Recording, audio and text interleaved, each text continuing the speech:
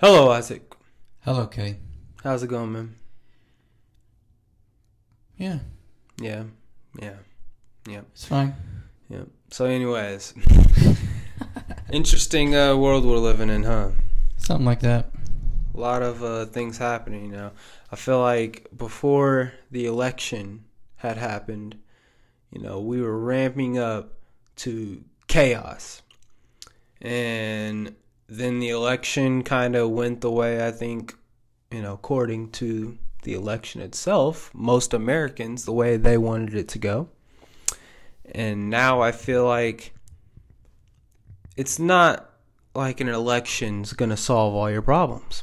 I feel like there's still going to be a lot of problems.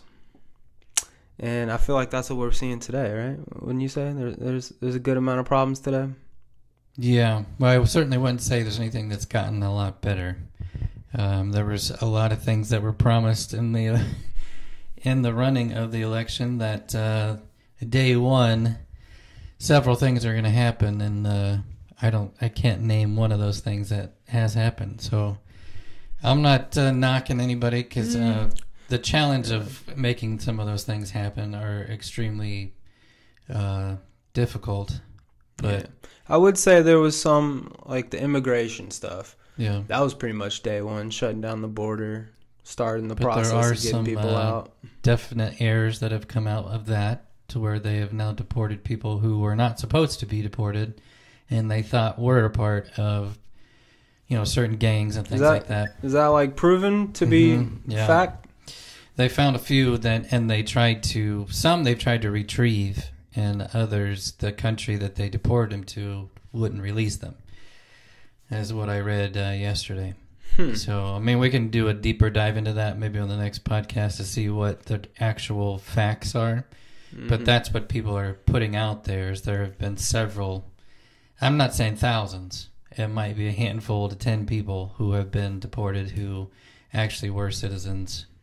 I mean, from my knowledge, I've seen like one case of someone being deported, I think to either El Salvador or to Venezuela. Yeah, El Salvador is the one I knew about. Yeah, but in that case, I mean, I know Caroline Leavitt at all her press conferences has been saying that, like, they stand behind their deporting. Because here's the thing, a lot of people are viewing these deports as it's only criminals that are, like, in gangs and MS-13 and stuff. Right. But kind of what she was saying, like, although the person that I'm thinking about at least was speculated to be a part of MS-13, and there's controversy of whether or not they were a gang member, they were here illegally. Right. And so what she says is they are still a criminal, and what they've been saying since day one, the borders are dude, Tim something or whatever his name is, the dude that talks like this. Yeah, he's big like guy. real brute, real big guy. Looks like a real life version of Shrek, right? Yeah. He's been saying, well, we've been saying since day one, like, we are going to be going after dangerous criminals. We're going to go after gang members. But if you're there and you're in the area and you're also here illegally, we won't hesitate to round you up as well. Yep. And I don't know the deportation process of, like, is there specific areas where they're sending gang members? I know we did the whole, or was it not Alcatraz? Is it Alcatraz? No, not Alcatraz. What's the prison? Bay? Guantanamo. I don't know why I was thinking Alcatraz. I don't know if did we ever actually send people there? I believe we sent people to Guantanamo Bay already. In Cuba. Yeah, and I know that they were supposed to be like, that's strictly for the dangerous criminals, the worst of the worst and stuff. Is there those type of restrictions on sending people to El Salvador, for example? Right. Like, yeah, because they land themselves in a prison. I think a lot of people have this idea, well, since they're in a prison, that must mean that they're only putting the gang members and stuff there. But I really don't know. I would call myself negligent to the first off, the details of these people and what's actually proven to be true. Right. Because as we know, there are a lot of narratives that are pushed by trusted media sites that, and I'm not saying this is the case right now in this scenario, but that would support your ideas that you're coming in with of saying, well, these were people who shouldn't have been sent out of the country, or maybe people who were sent to maximum security prisons that weren't actually gang members, whatever that is, in order to combat the immigration stuff. Yeah. And although a lot of it may be true, I have a history that I've built. There's such things, credibility, that a lot of these legacy media sites that would be pushing this type of narrative have lost with me. And so I just question everything. Yeah. Well, you said it, and it's true. The press secretary, she said it from the very beginning when they started this process, that if you're here illegally, you're considered a criminal, regardless if you've, murdered, stolen, anything like that. That you're still categorized. Now, harsher punishment, I don't know. I don't know what that means, whether they're just, you're being deported and taken back to your country. But that's been, I think, very open and honest from the administration from the very beginning, that if you fall into that category, regardless if you're dangerous or not, you will be deported. So, like I said, we can look into the facts, I think, and figure out what actually is happening. I've only heard of a few things like that where people have been potentially deported that maybe shouldn't have been. But like you said, if they're here illegally, then technically wouldn't matter either way. They should be. And I would just I don't know the ins and outs of deportation. Like, what if you are someone who just came here illegally, but you're here working, you're here trying to make a life for yourself, and in this strict administration, still, it doesn't matter if you're here living a good life. If you're here illegally, then you're getting deported. Yeah. And a scenario that's like that, where they're not gang members, they're not committing crimes and stuff, I don't support sending someone to, especially to a country that they never came from in the first place. So if you're someone that's from Nicaragua and you're getting sent out to El Salvador, for one, I don't like that you're getting sent to a separate country. But then for two, if you are actually going to a separate country and becoming a prisoner in that country, if you were living a honest life here, I guess, or honorable life here, but you just shouldn't have been here, and you get somewhere else, you shouldn't be punished to the degree of being a prisoner somewhere. Right. Maybe you get max fines, maybe you lose your ability to ever be able to enter in that country, but you should be back out on the street where you came from. It shouldn't be well, we're going to lock you up so that you don't try to leave again. That's pretty, that crosses the line of just humanitarianism, and the fact that, yes, there should be borders, and you shouldn't be able to just go into any country that you want without, negotiating whatever it is with that country's legislature, with that country's government in order to get into that country. If you consider a country a house, you need to go up and knock at the door and tell us why you're here, and is it okay if I stay in the night? It should be that Don't type break of in. And you shouldn't be able to just walk in and go in a room and lock the door. Yeah. But we've said, I think we've said it before. Well, we've said it before multiple times on this podcast that we both support possibly a not a simpler way to become a citizen, because it is an extremely long process and it is extremely difficult. But whether it's not even necessarily to become a citizen, but a little bit easier to work here, is just if I have no problem with people coming in and wanting a better life for their families. I mean, that makes perfect sense, because if I was in that situation, I'd be doing the same thing or try to do the same thing. But it's just what it has turned into, and we've continued to watch what's happening in Europe and the constant immigrants moving into England, into London area, and it's not going well. I can tell you that. And it's literally the culture is changing, and I don't think that's what we want here. Yeah, I mean, I think personally that the path to citizenship, I don't want to necessarily say it should be easier. I think it should be a legitimate process. It shouldn't be you file for something and you got to wait 6 months until you get a hearing, and then after that hearing you got to wait another year before they let you know. That's just time. But instead, if you're on the path to citizenship, maybe you have to do monthly check-ins, you have to show proof of work, you have to initially, before you even get into that process, take courses, take classes, learning our government, which I am fully aware that a majority of Americans don't know like our Bill of Rights. And there's a lot of stupid people out there that, you know, take advantage of the fruits of America without learning what got us those fruits of America. But I think if you're an immigrant and if you're a citizen, you should be doing your due diligence and learning all of those things to actually be able to claim that you're an actual citizen of this country. Well, it goes back to our conversation last time of the challenge of our educational system, and obviously they're not fulfilling their duty to make sure that students know exactly what they need to know, and also it's the stupid students' fault and the parents' fault who continue to just let their kids do whatever they want to and hold them no accountability when they're in that classroom. I mean, I just read it and listened to somebody the other day who was talking about every kid now has grown up with the cell phone, and their attention span is based off of what's going on that phone. So TikTok flipping through every 2 seconds, that's what's going to hold their attention. Well, you can't sit in a classroom and try to learn something in every 2 to 5 seconds. It just doesn't work that way. And to be able to, but that's the attention span that we have now built for them. And I don't know how you pull back from that, but it's that technology piece, which you've talked about forever, has always been it's kind of a thorn in the side of people of kids who are trying to become citizens, in society. Yeah, and I think this leads us into a conversation that I actually wanted to have today. So it's kind of exploring and diving deeper on kind of my thoughts and my analysis of what's going on in this generation with these kids and just the trajectory that we're on right now, which is unsettling to say the least with certain aspects.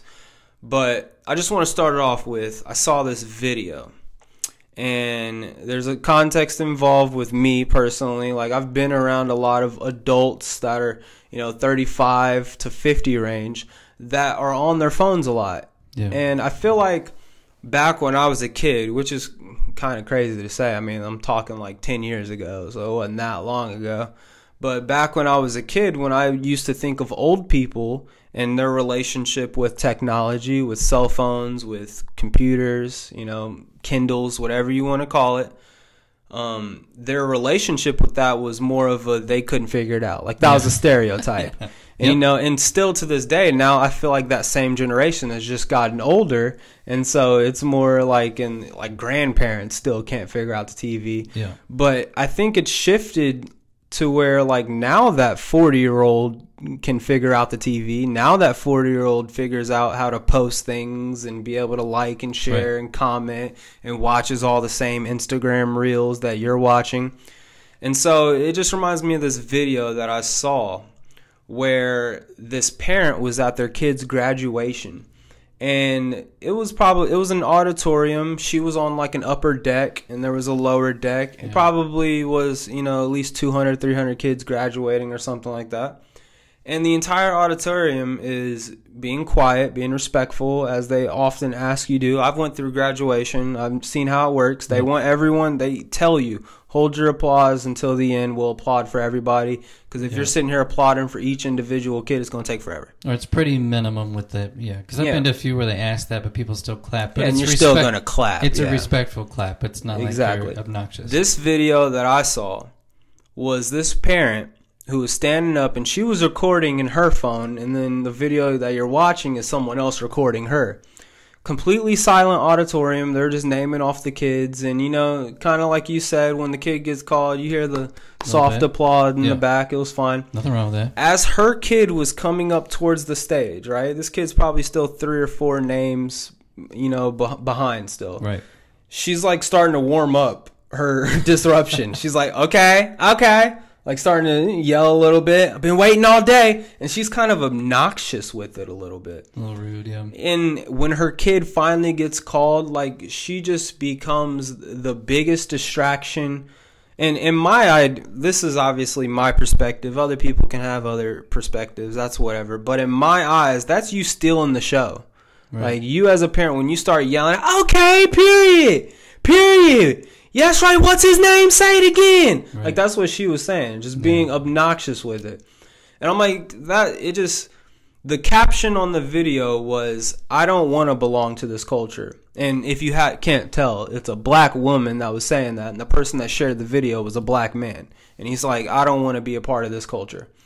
And so, like, when I watched that video, and that's not like my main idea behind all of it, but it just got me thinking about this, idea that I have, this theory that I have, to where these parents are acting so much like how kids act nowadays. And I think technology plays its role in it, because if you look back in like the 70s, which I wasn't around then, I know that, but I've seen videos, seen movies. Don't look at me. 70s, 80s, even the 90s time frames, you see this strict division of cultures where you have the older culture, and I would even like the age for what old is has been getting older and older. So older generation back in the day is like 35. Like by 35, if you're not already on a career path and buying your first house, like you're messing up. You're basically going to be a hippie. I don't bum know. Or something. Yeah. I wasn't around in the 80s. I don't know what they used to call them. What your terms are. But yeah, a bum basically. And so that type of culture, I mean, 35, 40, 50 years old, you literally could look at a time frame where parents are listening to classical music or old blues and jazz, and then you, in that same household, you could have a kid who's listening to rock stars, listening to the classic bands, or listening to the classic like first day rap albums and stuff that were coming out in like the 80s and 90s and stuff. And so there was that strict of a divide in your own household. I feel like nowadays with technology and everyone, both young and old, being exposed to the same things on the timelines, and a lot of it is the stupidity that gets gratified, that makes you famous. There's a lot of that. My number one example is Bad Baby. You know who Bad Baby is? I feel like I know the name. Bad Baby is a very rich woman nowadays, and she's very attractive, but she's like somewhat of an influencer.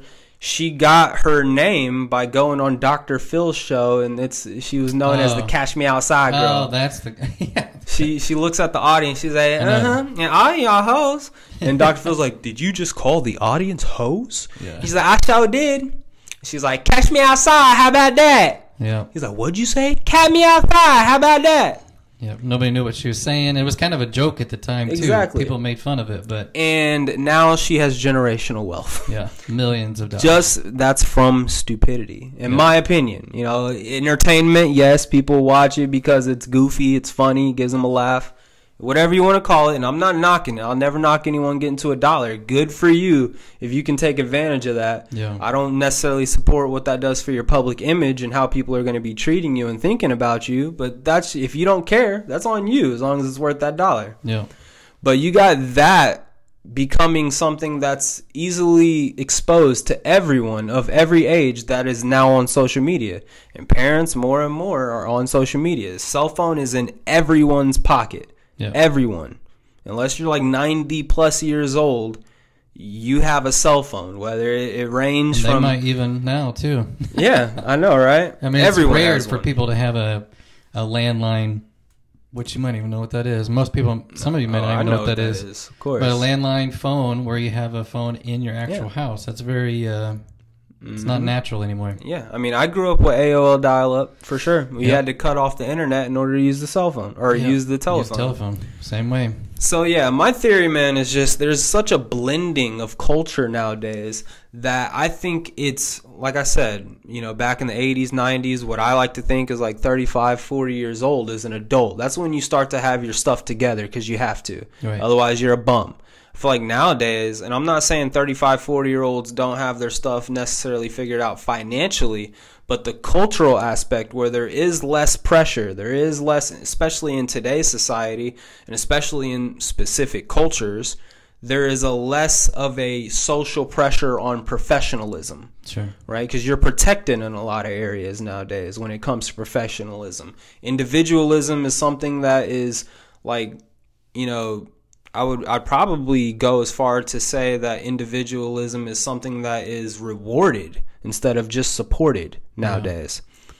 And so with that blending of the cultures, with older people starting to be exposed to younger people things and being able to, kind of develop a lot of ways culturally in the same way that these kids are. I think that these kids, it's kind of like the blind leading the blind, whereas they don't have that other culture, that on the other side of adulthood to look at as an example. They might see someone who's getting to the bag, paying their bills and stuff, which that's important, don't get me wrong, but culturally in the basic fundamentals of this cultural wave that we have in this country, to me, the main principles are a lack of accountability, like a lack of taking responsibility, and then, I mean, I don't want to say it, but just stupidity in a lot of scenarios. I mean, just not thinking ahead of the results of your actions. Right.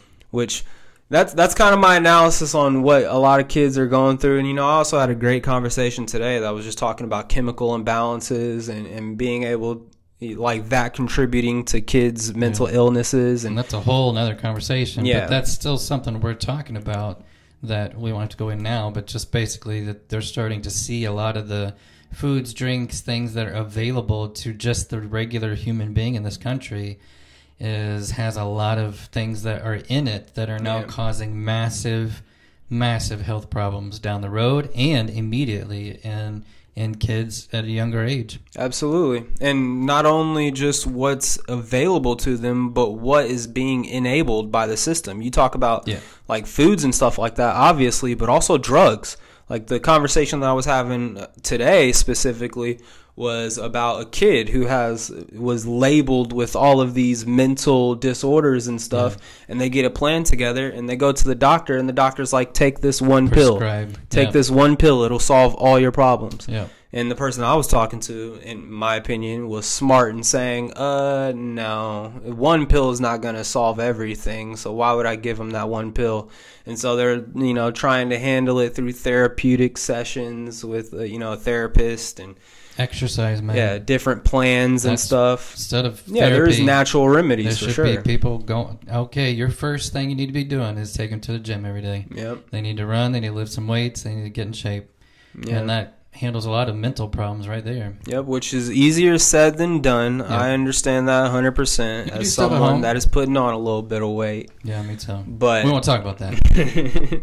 But no, back to the whole generational thing, man. Like, these kids are just pressed with so much. It makes the future look bleak. With, we already touched on the education system. I touched on the cultural system a little bit. We talked on the drugs that are being pumped into these kids and all these different facets. And it just brings me to this glaring example, which is another thing that I wanted to bring up today, kind of hear your opinion on, is this kid, Carmelo Anthony. So Carmelo Anthony, track star, which you start, whenever it comes to this stuff, there's always two stories to two sides to a story. And obviously on both sides, they're going to be pulling it farther their way so that you're on their side. You know what I'm saying? There's going to be liberties taken on each side. Sure. Yeah. And so I've heard all of these different types of stories, and the sad part the sad part about it is that one side of this coin is actually deceased. They're not able to speak what happened. You got witnesses around that are on behalf of him, but the other kid ended up dying because this Carmelo, let me tell a story if people haven't heard it. This Carmelo Anthony kid, who's a high school track star. Not the basketball player. They used to play for the Nuggets. Yeah, not Carmelo. This is Carmelo with a K. And so this track star, I think he was also a football star. He had aspirations to play in college, supposedly. These are what I'm seeing on Facebook stories and stuff. He was the captain of his football team, had like a 3.7 GPA. He had all these accolades showing he's a good person. And then you have the other kid who's also a 4.0 GPA, was a football and a track star. They're both basically the same person that's portrayed out in social media, only one is black and one is surrounded in black culture. The other kid's white and surrounded in white culture. And so this kid Carmelo, supposedly, as the story goes, was sitting under a tent. I don't remember specifically if it was like this other kid's tent, which I forget that kid's name. I only know the Carmelo kid's name, which I feel bad about. But the kid who died, I don't know if Carmelo was sitting under his tent or sitting somewhere where he was in this other kid's seat. And so the other kid walked up and confronted Carmelo. And from what I've seen of witness statements and stuff like that, I don't think it got like too aggressive. It wasn't like they were pushing and shoving and about to fight each other. But this kid, Carmelo, just reaches in his backpack and pulls out a knife and immediately stabs this kid in the heart. And as soon as he stabs the kid in the heart, takes off, runs away. And the kid had I think it was a twin brother.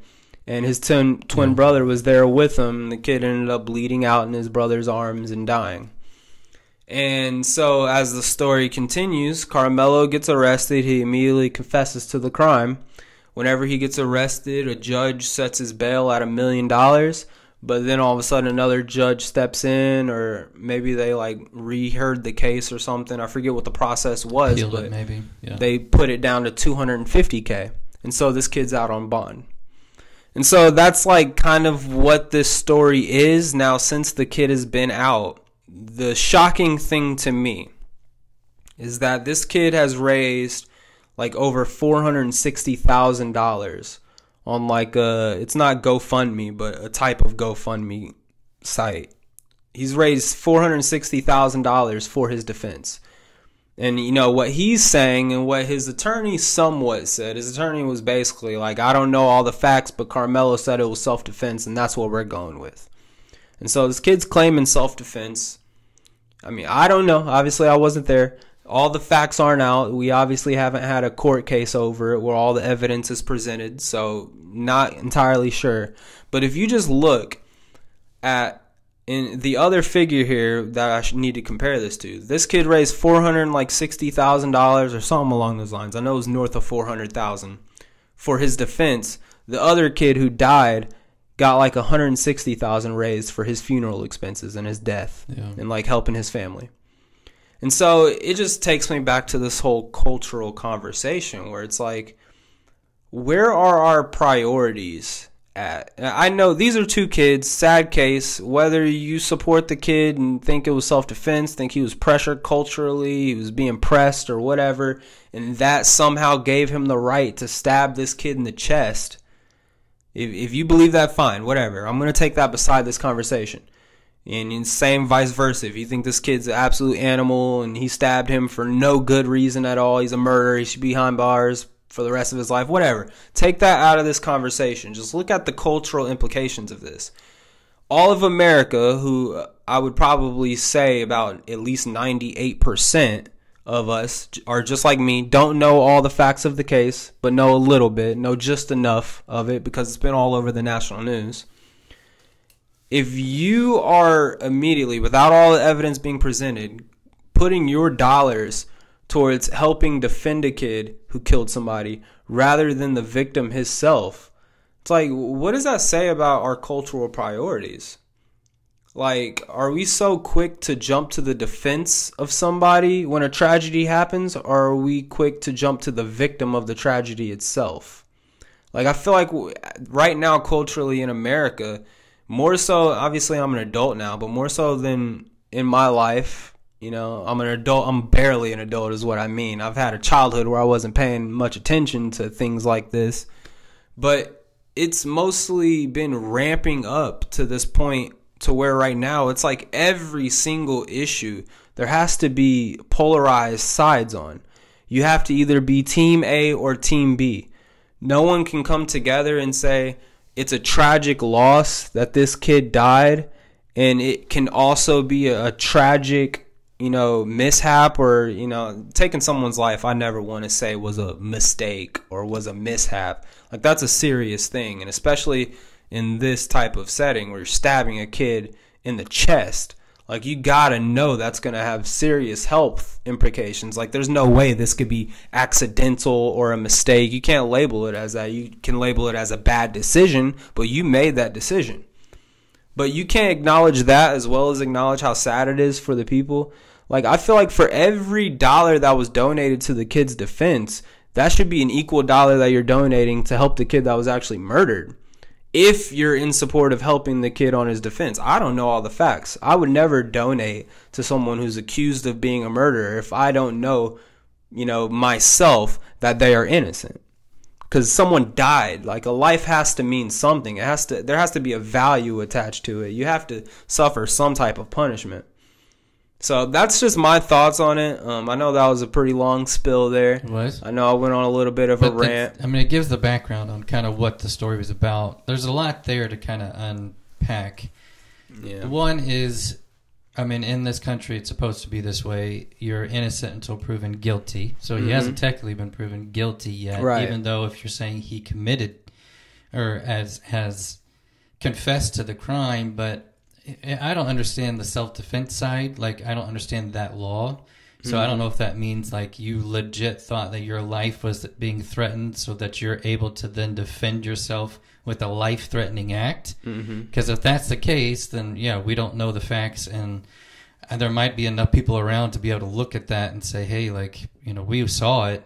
The kid that passed away, he wasn't choking him. He didn't have him in a headlock. Didn't have any scratches on him, any bruises. He didn't have a weapon.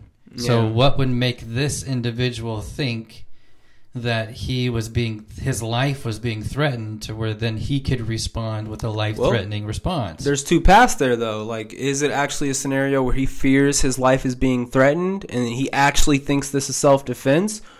Or the other path, which I think culturally is more prevalent today than ever before, is there a lack of what's the word I'm looking for? Like the meaning of what a life is. You know what I'm saying? Like, there's a lack of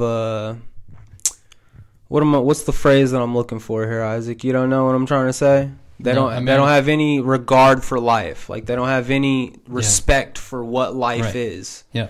And I think we've even talked about this before. The younger age never, especially now, seems like they don't have a good understanding.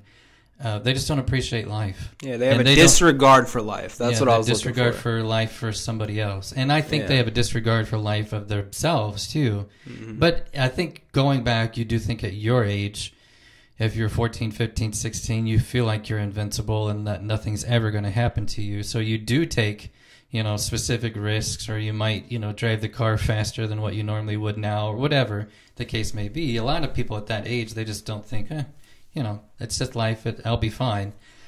But it's hard to say. Again, we don't want to speculate too much because we weren't there. We don't know all the facts about what's going on. The challenge of let's say my brother was murdered, and then I find out the guy that murdered him is getting bailed out and he's now just out living life. That's a tough pill to swallow. I mean, you would want to almost react. Now, I did hear the interview from the father of the kid that was murdered, and I believe he's got strong faith with them, and he said... I want to look up this kid's name real quick. Something about...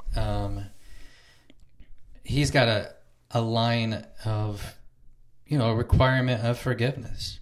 And how difficult that could be when you lose somebody you love to some senseless kind of thing, and you choose to forgive the person that did it, regardless if you think they're responsible or not. You still have this forgiveness within you, and that takes a enormous amount of faith. And I think, you know, that guy has to live with that for the rest of his life. And then the fact that his twin brother held him in his arms until he passed away. Austin Metcalf. Austin, okay. Austin Metcalf. So his twin brother, you know, held Austin in his arms until he passed. I mean, that's going to be with you forever as well. Oh, absolutely. That'd be traumatizing. That's just 100%. But the fact that he would choose, I'm going to forgive this guy. You know, not that he's saying that, you know, he doesn't feel like he should be held responsible, but I'm going to choose forgiveness over being vengeant, I think that's a very honorable way to respond. But again, I think it's a matter of people just don't have and it might be growing with the age. I don't know. I think it's a little bit better now, but a younger age group of people just don't have a appreciation for the life that they've been given. Yeah. And I think it's a matter of, you have to look at it and think that this is it. Like, this is all I've got. I got one shot around this earth in order to make this thing happen, to do something with my life. And, you know, responding that way, what was built up inside that kid to where he's like, yeah, I got to grab a knife, and of all places to stab him, he gets stabbed in the heart. I mean, it's a similar situation just happened today. There was an active shooter situation in Dallas at a high school. A 17-year-old kid got shot in the leg. As far as we know, he's still alive. We don't know the situation, but again, who's carrying a gun to school? Why does he feel like he needs to have a gun? And then why was his response to pull it out and shoot the kid instead of just, back in the day, you talk about 70s, 60s, 70s, 80s, people used to meet up at the flagpole after school and they'd fight. Duke it out. What do you, man? That was back in my day. And people didn't, it was no brass knuckles, there was no guns, there was no knives. That's not how people handled things. And then typically, I will tell you, those two individuals, after they fought, became friends afterwards. Yeah. I've seen it. I saw it multiple times. Yep. Because they got it out of their system and then they said, hey, like, this is, we figured it out. We duked it out. All right. Now we're cool. Yeah, and the thing is, once you fight somebody, you get a respect for them, especially if it's like a honorable fight. Yeah, you know what I'm saying. But like that's even back in my day, man. Like I was hanging around literal teenage criminals, and still it was when I see you, we're gonna fight. It wasn't I'm gonna shoot you. It wasn't like you're gonna get capped. Like what weapon? You're gonna murder me for what? Sleeping with your girlfriend? Yeah, like that's a little bit extreme, but like. Whatever stupid reasons kids have feuds over, man. Like, obviously we have a different perspective being adults now. But what are the actual consequences of any type of problems you have with someone else when you're in high school?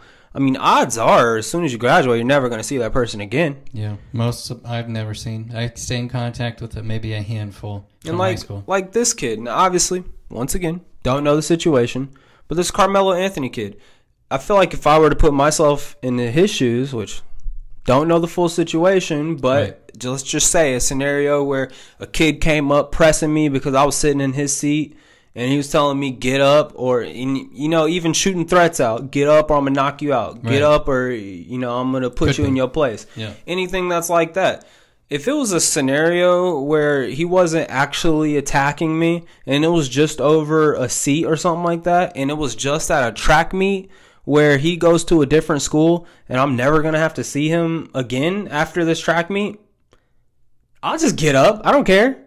Like, talk to me however you want to talk to me. It's just words. I've heard a lot of bad words. No, I understand, but I think it's different now because everybody feels like, one, everybody has a massive ego, and they also think that if they do something like that, then they're a punk and people are going to say stuff about them and that they're going to look... Now, don't get me wrong. If it's a scenario where I'm going to have to see this person again... Maybe it's different. I'm not going to let you punk me like that. No. But you fight. You don't, take a knife out and stab somebody. Nowadays, I mean, you can't even prepare, your mental state as a fight. I guarantee you that Austin kid, if he was pressing him, he was thinking, am I capable of fist fighting this kid? He didn't think he was going to pull out a knife and stab him. Yeah. So I don't even like to get into the mindset of, well, I could probably take this guy. I could beat him up because that guy might have a gun. Right. And he could easily shoot me, and that's the end of it. Yeah. It doesn't matter how big or how good of a fighter you are. You can't take on a gun. Well, it's the same thing with, road rage.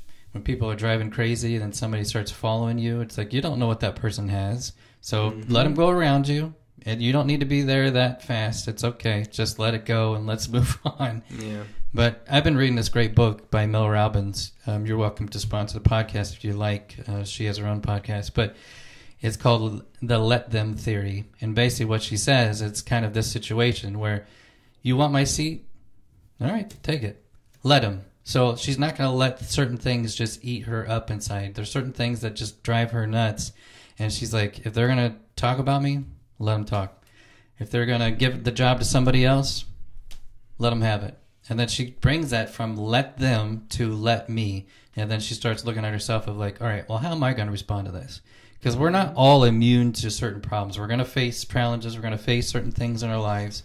But then it's all about how our response is to what's going on. Yeah. And if we're going to let that thing just eat us up, and then we start thinking about it, we dwell on it, we have conversations with ourselves in the shower where we're like, this is what I should have said, and this is how mad I should have been. Isaac, speaking of personal experience. Oh, my gosh, I do it all the time. And I have to then be like, first off, what am I doing? Second of all, when I do eventually have the tough conversation with the individual or whatever, it usually goes way better than what you expect. Mm-hmm. It's like there's certain things that we play out in our mind eye where it's like that's not really how things are. Mm-hmm. We take something that's here and we elevate it to here, and it never should have been here. ever. You never should have let it get to this point. You know point. What that's called, right? Anxiety, man. Yeah. That's something that I think is literally seeded in our system of life, this capitalist system, making more money than the next person over. Do you have enough to pay all your bills? Well, if you do have enough, are you saving up enough to be able to pay it? Well, there's insurance. Every single month you are charged because something might happen to you. Whenever you look on the news, what are they telling? Not our accomplishments, not, people touching the moon. I mean, that'll probably be on the news, but it's not going to be the headliner. It's always negative. It's always the negative stuff. It's always the fear-mongering stuff. They want to raise anxiety in everybody. Be scared of this, and this is why, and here's what could happen. Yeah. It's like when the big storm's coming, and they talk about it on the news. Get down to the floor level. Make sure you're in the bathroom, head tucked. And then it's sprinkling, and then nothing ever happens. Nothing happened. And Midwesterners are out on their porch like, where's it at? Hey, last time the sirens went off, I was outside looking. Yeah, I saw you. It's funny. He went out the back, and I was like, Isaac, the storm's rolling in from the front. You got to go out the front door. Yep. Waddles through the house. Waddles. Yeah, that head's weighing on each side. Right? All right. No, but yeah. I just... When we let things kind of eat away at what we know what the truth really is, I think that's when we start seeing things just kind of explode. And you are 100% right. And we all, I think, intrinsically know this. We just may not always speak it, but we have a culture that just feeds on all of that stuff. That just feeds on it and rewards it. Like I said, like that's even like people who have anxiety or being misgendered, or people who are just triggered by things. Just in general. Just triggered. They make a video on TikTok, it's shared 1,000 times, and people are like, oh my God, I feel with you. Yeah, millions, whatever. And you addressed something on the money side. Jerry Seinfeld was in a interview, and he talked about, because he really started getting into comedy in the 70s and got stronger in the 80s, 90s. But he's like, when did money become such a thing? He goes, in the 70s, it's like nobody talked about, I got to go get that extra million. I got to go get that. He's like, nobody, you just went and you did your job and you had enough to make sure that you paid for the house and food and gas and took care of the kids. He's like, that wasn't a thing. Yeah. And then all of a sudden now it's like every time you turn on the TV, you listen to a podcast, people are talking about, I got to go get this money. Here's the next way to do it. Here's the new wave. Here's what you invest in. Here's all this stuff. Not that those things are necessarily wrong, but it's the pursuit after it, as if it's like when we achieve these things or when we finally get it, is it going to make us happy? Are we going to be joyful? And I just listened to a podcast with Joe Rogan today. He had a comedian on. The guy said, I'm always looking for the next thing. Yeah. And Joe Rogan's like, you're never satisfied. So what makes us think that if we go get this next thing that we are going to be? And we're just not. See, this reminds me, first off, it reminds me of somebody both me and you know with one of the things they enjoy doing in their life, where I don't even necessarily think it's the rewards that they like. It's a pursuit, maybe. Yeah. And that also reminds me, I'm watching the show Heroes right now. Yeah. And in Heroes, is it good? Yeah, it's pretty good so far. I think that, it's kind of like... Is it like, are they superheroes? What are they? Yeah, they're all, not really though. They're ordinary people who all of a sudden start getting powers, and their powers are destructive. Sometimes they accidentally kill people, sometimes they don't. But then it's also like the big CIA trying to keep them in check and hunt them down and stuff. Are they still making episodes, or is it over?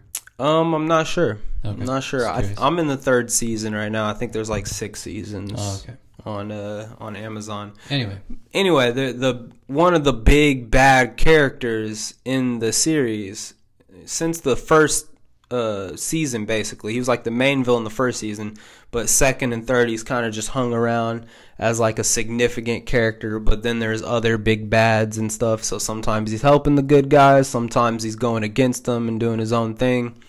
His ability is being able to steal other people's abilities, basically. And so originally what his power was when it first started, he had some type of clock mechanism in his head or something like that basically intrigued him on how people tick, is how they say it. So he's like looking at their head, and he sees like certain stuff ticking in their head on how their brains work and what their intentions are and stuff like that. But he was able to use that ability to see like your power, whatever superpower you have in your brain. Yeah. So he starts cutting people's heads open and taking out the power himself. All right. And then consuming it and being able to use their powers. And so we've gone through 3 seasons of this, and he eventually, like, going through ups and downs, obtaining a bunch of different abilities. Like, he has the ability to heal. He has like telekinesis, so he can control people. Yeah. Like, he has a bunch of different abilities. Now he has the ability of camouflage too, or not camouflage, shape-shifting, so he can turn into other people. But anyways, yeah. But anyways, in this last couple of episodes that I watched, he was actually on the pursuit of finding his real father because he was adopted or whatever. And in this series, powers are handed down genetically. So your parents have powers, they give you powers, and in a lot of cases the powers are similar. In some cases they're not, but that's kind of weird because certain people are like made in labs using other people's DNA. I don't know. But anyways, this dude's father also had the telekinesis power, but he had the ability also to take other people's powers. And so he was kind of explaining to his son like what that is. And he's like, it's a hunger. And it's like, the thing is, you think you're hungry for the best power or whatever, or the next power that you don't have. And so whenever you go and get it, it gives you a short satisfaction. But then you're going to come across another power where you want you want that one too. Yeah. And what he's saying is, you're going to eventually find out in the end of your life that you continued to take people's powers of little people because you were just indulged with the hunt. Yeah. That you never satisfied that that thirst or whatever for the power because you never went after a power that you weren't able to get. Yeah. And so, like, it goes back to that saying that we've heard about so many times, that it's all about the journey, not the destination. So it's very similar to that, to where I think a lot of people, when they've reached a destination, it's not as fulfilling as maybe they originally thought that it would be. Yeah. But the journey to get there, it's like they forgot about everything they just went through to get there. Yeah. And a lot of times we have to see it now to where it's like, okay, wait, I need to enjoy this moment on my way to where I'm wanting to be. And that's, to me, that's what success looks like. Yeah. Is enjoying where you're at on the way to where you're going. Yeah. I mean, because we don't know when it's it. I have this, it's almost demented in a way that I've kind of think about this, but on my way to where I work now, I drive by a cemetery. Every time, there's a bunch of them out here. Yeah. Every time I drive by, I look at it and I point at it and I say, that's where you're going to be someday. So enjoy this moment. Because once I drive by that every day, I don't know a single person in there. And there's people that have probably been in that ground for like 200 years, just there. And people forgot about them. Yeah. And it's like, wait a minute, my life here now, what am I doing with it? And am I living it in a way that, not that I'm going to be remembered, I shouldn't even think that way, but more is, am I using the gift I've been given to go make the most of it? Yeah. You know? Yep. I mean, I kind of view that, it reminds me of one of both of our favorite movies, What You Do in Life Echoes in Eternity. Yep, Gladiator. Like, the way I think of that is, you can live a normal life that's real basic, and you can be happy with that 100% during your lifetime. But then after you die, those echoes are already going to start off soft. And what's the common trait of every echo? Eventually it goes away. Yeah. Like, eventually it fades into nothing and there is no more sound. Yeah. And so I view like that's what we do in this life. But if you do a bunch in your life, you're living a grand old time. You go out, you know what they say. It's like it's like the fast, or finish the race fast instead of walk. I forget. Like, if you run your race, you're going to finish faster. I think that's kind of what I'm trying to get at. Yeah. And so, like, a lot of these people who, all of us think die too young, like these rock stars that are like Kurt Cobain, you know what I'm saying? Like, putting out bangers and bangers, and all of a sudden bang something else, and that's the end of it. Yeah.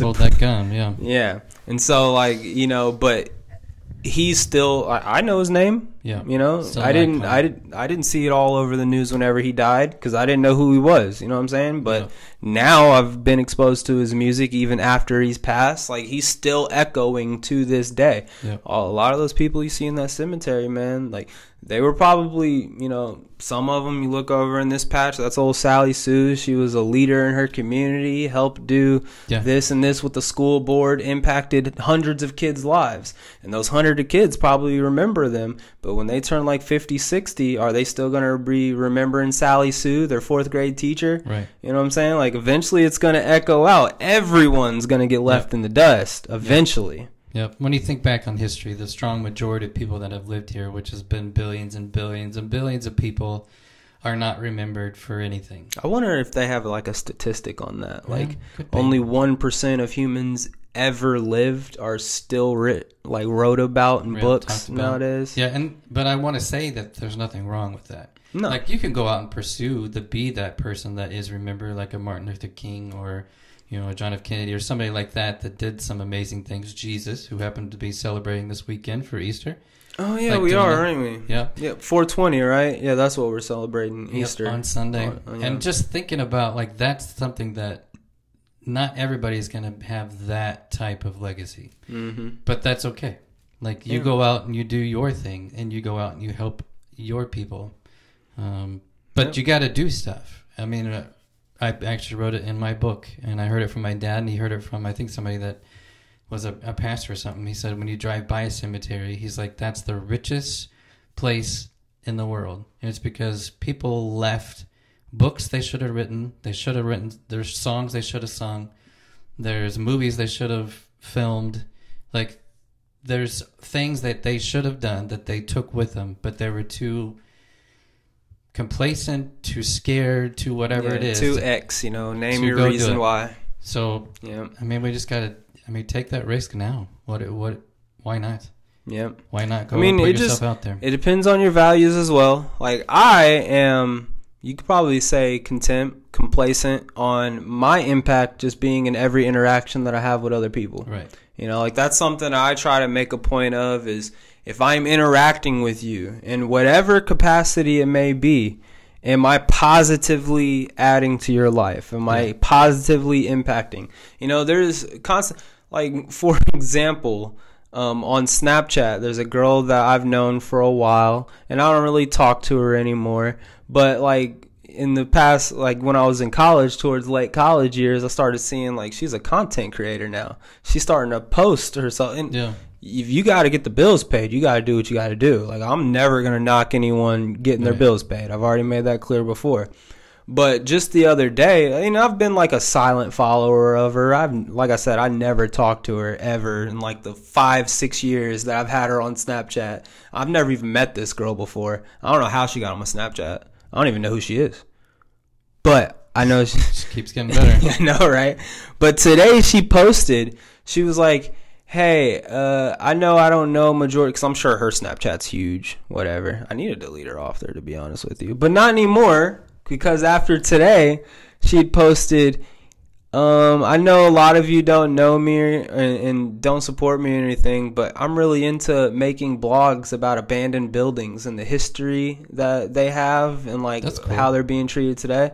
Yeah, right? Yeah. And I continued clicking through her Snapchat, and she, like, posted a link. So I clicked her link, and I read it. And it was, like, some insane asylum that was abandoned here in Indiana. Yeah. And she went there. She was talking about her experience there. Towards the end of it, in the beginning, she gave, like, the history of the asylum, what the everyday experience was of a patient that was there. Yeah. And I was reading, and I was, like, actually impressed. And I was like, this is more than just a content creator. Yeah. And so me thinking that, you know, and her putting herself out there, I literally messaged her. I said, hey, this is awesome, and I'm proud of you for being vulnerable. And, like, I know that she posts her body or whatever on social media, and, like, people might think generally, like, oh, that's being vulnerable. You're literally out there naked or whatever.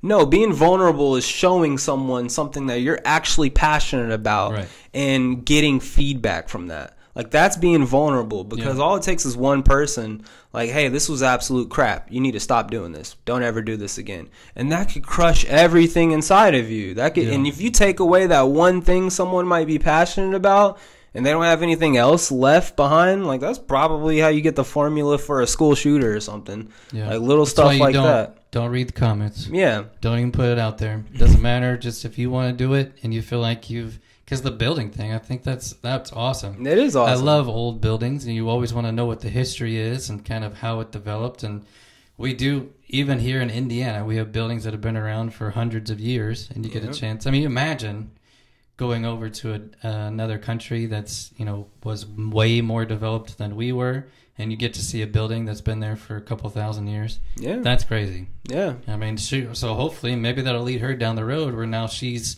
over in Israel looking at a building that Jesus walked through. And she did say that she wants to do like cross-country buildings. Like she wants to travel around the United States and be doing those blogs. You don't get to see that much, so I think that's a great idea. But your point is... Yep, I messaged her and I told her that I was proud of her for being vulnerable. And then after that, I told her, keep it up and just know that you putting yourself out there like that is inspiring to other people who might be hesitant on putting themselves out. Right. And so like back to my whole point, like what I'm content with in this world of my impact, like I view something like that, even though, it could be selfish of me in a sense that, I feel like I'm helping her. Those are words of encouragement. I'm sure she enjoyed hearing that, right? So that's me being positively impactful on this person. From somebody that she doesn't normally hear that from. Exactly, and that's the main point. All of us have people in our lives. I mean, obviously my family's very supportive of things that I do, so when I hear from them, always means a lot. But if I hear it from somebody I don't normally hear it from,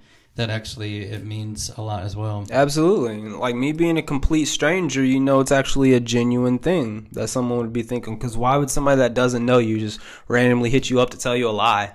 Right. Like that doesn't happen, you know what I'm saying? Well, we're both good examples of we threw ourselves out there. I mean, you wrote a book, I wrote a book. I think mine sold less than 100 copies, I think. I think mine sold maybe like 10. I'm one of those 10.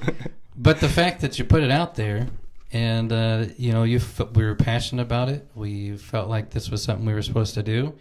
I mean, mine's the same way. You just hope that, I've had one person get back to me that wrote it and said that, no, I take that back, 2 people that said it helped them out a lot in life. There you go. And that's good enough for me. I mean, that's good enough. And that's could be for you. What's that one thing that you need to go do?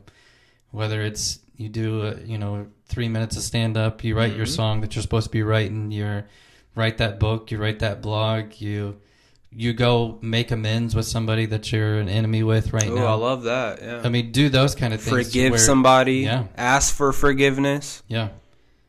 Find some joy in something in life again. I mean, what are those things where you just can just go at it and just see the impact of what it does in your life, not only just in others. Yep. And, absolutely be that person that reaches out and says those words of encouragement and stuff like that. But at the same time, if you are the person being vulnerable, don't ever, expect people to reach out to you. Don't make that something that you're looking for. You should be doing something. Like, when I wrote this book, I didn't write this book so that millions of people could read it. I wrote this book because I wanted to read it. Because I wanted to have a story out here. And I know that eventually, in some point in my life, I'm going to get around to writing the second book. I've been hearing that for a while. Hey, I've outlined a lot of it already. But, after this book was done, I had to sit down and go away. And then I watched Arcane. And I was like, how could I ever write anything that's close to this? So it Netflix, great show. Absolutely banger of a show. But and it's hard. It's the same thing with what we're doing here. I mean, we would love to make millions of dollars being podcasters, but we do this because we enjoy it. I mean, we enjoy hearing our own voices. Yeah, absolutely. And the 20 people that watch who... Hello. Yeah. You're my biggest... I'm your biggest fan, right? Is that... Whatever. Like that. One of us are fans of the other one. I don't remember which one at this point. But we do it because it's fun. And, if it never really develops into anything ever, we will never regret this. Nope. Because now we put it out there and we get a chance to encourage other people, talk about things we like to talk about. I might regret it the day I get fired for one of these podcasts. Caleb, we're going to need you to turn in your work badge. We watched episode 64 last night. We haven't said anything bad yet out of our 17 episodes. Something's going to come up eventually, man. It's inevitable. We have opinions on things that are controversial, for sure, but that's in general. This isn't. You saying this isn't the UK? They can't arrest us for our opinions. Not yet. If we had a different administration, it might have went that way. I will tell you that. Mm-hmm. Thankfully, that is not the case as of now. Can you imagine, man? We were podcasting before the big man got in office right here. Yeah, but we didn't really talk about news that much. We talked a lot about sports and movies. Movies, yeah. Yeah, that was kind of the big thing. We kind of transitioned, I think, a little bit to the news side and still sports here and there. Yeah, and now we just talk about whatever we want. Yeah. It's a little bit more like news related in this podcast. A little bit. Sorta. I mean, it was less political. Yeah. It wasn't too political. Yeah. But more encouraging, I think. Something like that, yeah. Maybe. You tell us. So if we encouraged you, go ahead and drop a comment and say thank you. Yeah, and buy something. Good grief. Yeah, we still have apparel. Money. Well, obviously nobody listened to the end of our podcast last week because and this is the end of this one. So let's see if we get it again. Let's start a streak. Okay. So this is what, second podcast in a row? Yep. Let's see how many we can go without anybody watching the end to be able to repost, to be able to tag us so that they can get a free Kay and Isaac sweatshirt. A free one. No one wants free clothes. We're sending it to you for free. You don't have to pay a dime. But as of now, nobody did that from the last podcast. So the streak's alive. Two and going Week number strong. 2. What's the over under here? It's not good. Whoa, we talking like a NBA final score game? Are we talking like college final score? Like girls high school basketball final score? Plus 5,000, I think, is where we're at. Oh, 5,000. Oh, I don't even know what score gets up there in that. Yep. Unless we clip this and somebody watches the 10-minute clip, then they might actually do it then. But are they going to watch the whole thing to get to the end? We shouldn't clip it. We should just see if it happens. I'm gonna say under 33. Okay.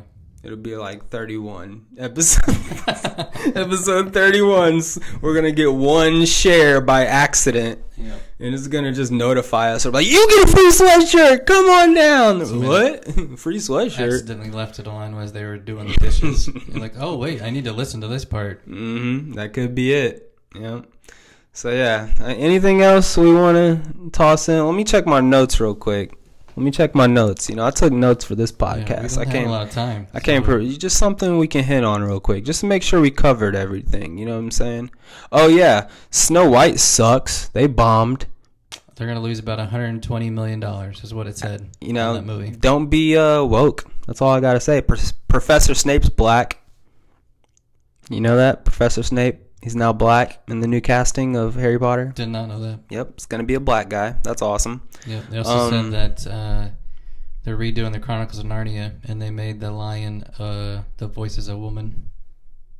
He's supposed to be God. That's the whole reason that C.S. Lewis wrote it. C.S. Lewis was a Christian writer. Phenomenal story. And did really well the first time. I'm not sure why they're remaking it, unless they're just running out of ideas. Yeah, they ran out of ideas. Because they're remaking everything. And it's not going great. I don't know why they keep doing it. No, there's some that are good, but some that are not so good. Well, Snow White's a shining example. I think people pretty adamantly were making fun of her. I saw the previews, and not even the fact of all the other stuff that came with it, but just the viewership or the cinematography looked atrocious. It looked terrible. Well, the actress, she had underbite like this the whole time. Well, I'm thinking of even the Seven Dwarfs, which they didn't even call them dwarfs. They called them something else because it was small people, something like that. But it's offensive. Come on, CGI was terrible, absolutely terrible. So I'm I don't like being a hater, but I'm happy it bombed. Okay, we need to make a statement here.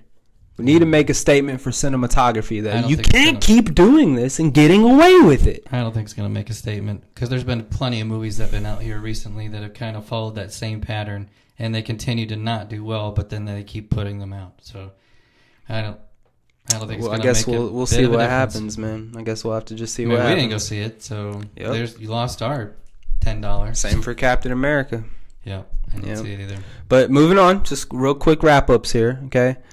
Just on that note, since I was talking about movies, it reminded me of Robert De Niro's horrible movie where he's trying to save the United States from their outage, or not movie, series. Oh, on Netflix. Yeah. Zero Day or something. Yeah, like that? Zero Day with the black female president, but the old blue president, stood for the people. Yeah. I watched the first episode. I was like, nah, I'm good. I'll pass. It didn't get much better. It was okay. Mm-hmm. It's not horrible, I will tell you that, but it's not. It's just okay. Yeah. Yeah, I'm not looking for just okay, especially from Robert De Niro. Last thing that we also have to talk about here, direwolves are back. Well, genetic tech. We may need to do a whole nother podcast on that. Yeah, we might have something else. I listened to that whole podcast of that guy. Oh, you did? Okay. Yeah. Very interesting stuff. Very interesting stuff. And the fact that he's not even a scientist, but he's just more of a tech guy and knows how to group people together and just knows how to kind of manipulate the scientific piece of everything, I think is amazing. Which this dude, if people don't know what we're talking about, I forget the dude's name, but he runs Colossal Biosciences. Yeah. What'd you say? I said they stopped listening, so it doesn't matter. So they're still listening, our loyal fans. He runs Colossal Biosciences, and so he has a lot of input on the genetic tech that's coming around the corner. And my biggest takeaway from that podcast, that was on the Joe Rogan podcast, was that he was saying that us as humanity is on the verge of having enough technology to make 80-year-olds look 30. But right now, like, we have the technology right now to do that, but there are ethical and regulatory obstacles. I'm sure regulatory is probably a million things that they'd have to work through.